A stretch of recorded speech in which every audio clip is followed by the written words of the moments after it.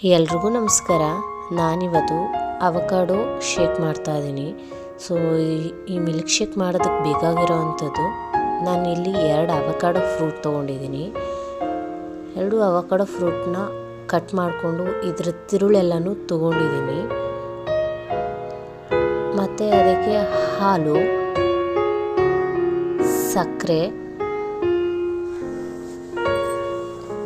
ಇದಿಷ್ಟು ತೊಗೊಂಡಿದ್ದೀನಿ. ಇದನ್ನು ಇವಾಗ ಒಂದು ಮಿಕ್ಸರ್ ಗ್ರೈಂಡಲ್ಲಿ ಹಾಕ್ಕೊಂಡು ಮಿಕ್ಸಿ ಮಾಡ್ಕೊಂಡು ಬರೋಣ.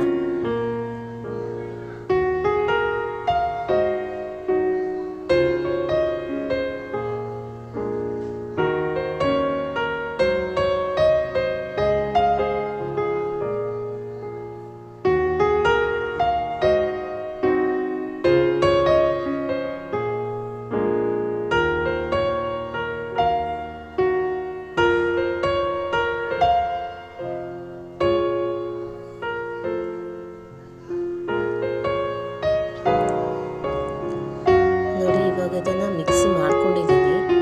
ಇಷ್ಟು ತಿಳಿಯಿದ್ರೆ ಸಾಕು, ಚೆನ್ನಾಗಿರುತ್ತೆ, ತುಂಬಾ ಚೆನ್ನಾಗಿರುತ್ತೆ. ಇವಾಗ ನಾನು ಇದನ್ನು ಸರ್ವ್ ಮಾಡ್ಕೊತೀನಿ. ತುಂಬಾ ಹೆಲ್ದಿ ಮತ್ತು ತುಂಬ ಟೇಸ್ಟಿಯಾಗಿರುತ್ತೆ. ನೀವು ಒಂದ್ಸಲ ಟ್ರೈ ಮಾಡಿ. ಈ ವಿಡಿಯೋ ಇಷ್ಟ ಆದರೆ ಲೈಕ್ ಮಾಡಿ, ಶೇರ್ ಮಾಡಿ ಮತ್ತು ನಮ್ಮ ಚಾನಲ್ಗೆ ಸಬ್ಸ್ಕ್ರೈಬ್ ಆಗಿ. ಈ ವಿಡಿಯೋ ನೋಡಿದ್ದಕ್ಕೆ ಥ್ಯಾಂಕ್ ಯು.